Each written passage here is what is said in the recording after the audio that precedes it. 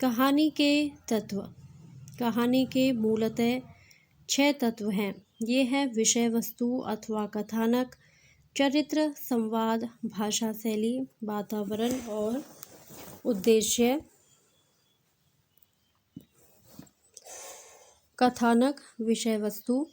प्रत्येक कहानी में कोई ना कोई घटनाक्रम अवश्य होता है। कहानी में वर्णित घटनाओं के समूह को कथानक कहते हैं। कथानक किसी भी कहानी की आत्मा है, इसलिए कथानक की योजना इस प्रकार होनी चाहिए कि सभी घटनाएं और प्रसंग परस्पर संबंध हों, उनमें बिखराव या परस्पर विरोध नहीं हो। मौलिकता, रोचकता, सुसंगठन, जिज्ञासा, कौतूहल की दृष्टि से अच्छे कथानक के गुण हैं। साधारण से साधारण कथानक को भी कहानीकार कल्पना एवं मर्म स्पर्शी अनुभूतियों से सजाकर एक वैचित्र्य और आकर्षण प्रदान करता है। चरित्र, पात्र। प्रत्येक कहानी में कुछ पात्र होते हैं जो कथानक के सजीव संचालक होते हैं। इनमें एक और कथानक का आरंभ, विकास और अंत होता है, तो दूसरी ओर हम कहानी में इनसे आत्मीयता प्राप्त करते हैं। कहानी में मुख्य रूप से 2 प्रकार के पात्र होते हैं। पहला वर्गगत, अर्थात जो अपने वर्ग की विशेषताओं का प्रतिनिधित्व करते हैं। दूसरे व्यक्तिगत, वे पात्र जिनकी निजी विशेषताएं होती हैं। कहानी में पात्रों की संख्या सीमित होनी चाहिए। कहानी में लेखक की दृष्टि प्रमुख पात्र के चरित्र पर अधिक रहती है, इसलिए अन्य पात्रों के चरित्र का विकास मुख्य पात्र के सहारे ही होना चाहिए। कहानी में पात्रों की संख्या अधिक ना हो, प्रमुख पात्र का चित्रण चरित्र ही क्षण भर के लिए अमिट प्रभाव छोड़कर चला जाए। जो भी पात्र कहानी में आते हैं, उनके व्यक्तित्व को पूरी गरिमा के साथ प्रस्तुत किया जाना चाहिए तथा उनकी भावनाओं को पूरी तरह अभिव्यक्ति मिलनी चाहिए। संवाद। संवाद कहानी का आवश्यक अंग है। कहानी में पात्रों के वार्तालाप संवाद कहलाते हैं। ये संवाद कहानी को सजीव और प्रभावशाली बनाते हैं।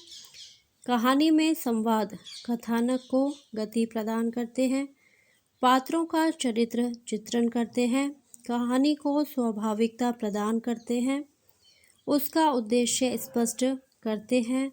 संवाद का सबसे बड़ा गुण है जिज्ञासा और कौतूहल उत्पन्न करना। इन सब कार्यों का संपादन तभी हो सकता है जब कहानी के संवाद पात्र परिस्थिति एवं घटना के अनुकूल हो, संक्षिप्त एवं अर्थपूर्ण हो, चरित्रों को उभारने वाले सरल व स्पष्ट हो। भाषा शैली।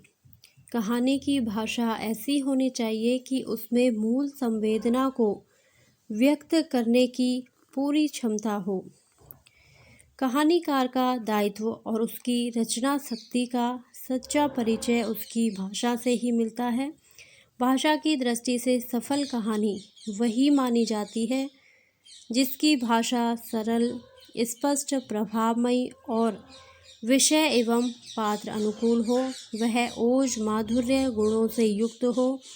जहाँ तक शैली का संबंध है, उसमें सजीवता, रोचकता, संकेतात्मकता, प्रभावात्मकता आदि का होना आवश्यक है। शैली का संबंध कहानी के संपूर्ण तत्वों से रहता है।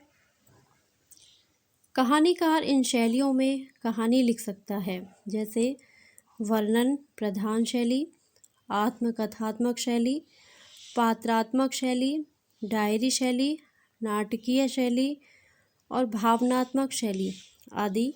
कहानी के लिए सरस संवादात्मक शैली अधिक उपयुक्त होती है। वातावरण। वातावरण का अर्थ है उन सभी परिस्थितियों का चित्रण करना जिनमें कहानी की घटनाएं घटित हो रही हैं और जिनमें कहानी के पात्र सांस ले रहे हैं। सफल कहानी में देश, काल, प्रकृति, परिवेश आदि का प्रभाव सृष्टि के लिए अनिवार्य तत्व के रूप में स्वीकार किया जाता है। वातावरण की सृष्टि से कहानी हृदय पर मार्मिक प्रभाव की अभिव्यंजना करती है। कहानीकार पूरे संदर्भ में सामाजिक परिवेश को देखता है, उसका यथार्थ वर्णन करता है। वातावरण के माध्यम से वह कहानी में एकांतिक प्रभाव लाने की स्थिति उत्पन्न करता है। सही वातावरण किसी भी कहानी को विश्वसनीय बनाता है। उसने कहा था, पुरस्कार जैसी कहानियों की प्रभावान्विति में वातावरण का सहयोग देखा जा सकता है। उद्देश्य, कहानी की रचना का उद्देश्य यूँ तो मनोरंजन माना जाता है, किंतु मनोरंजन की कहानी का एकमात्र उद्देश्य नहीं होता। कहानी में जीवन के किसी एक पक्ष के प्रति दृष्टिकोण प्रस्तुत किया जाता है। आज की कहानी मानव जीवन के किसी मनोवैज्ञानिक सत्य को उजागर करती है। कहानी द्वारा जीवन सत्य की व्याख्या एवं मानवीय आदर्शों की स्थापना भी की जाती है। आकार में लघु होने के उपरांत भी कहानी महान विचारों का वहन करती है। उदाहरण के लिए भारतेंदु युग की कहानियों का मुख्य स्वर सामाजिक सुधारवादी एवं धार्मिक दृष्टिकोण से प्रेरित था। प्रेमचंद की कहानियाँ मध्यम वर्ग के सामाजिक जीवन का यथार्थ चित्रण है। जैनेन्द्र की कहानियों में मनोवैज्ञानिक दृष्टिकोण प्रमुख है, तो नई कहानियों में सामाजिक जीवन की विसंगतियों एवं जीवन के अभावों, निराशाओं, कुंठाओं का सटीक चित्रण हुआ है। अतः स्पष्ट है, कहानी का उद्देश्य कहानीकार के दृष्टिकोण एवं विषय वस्तु के अनुकूल ही होता है। धन्यवाद।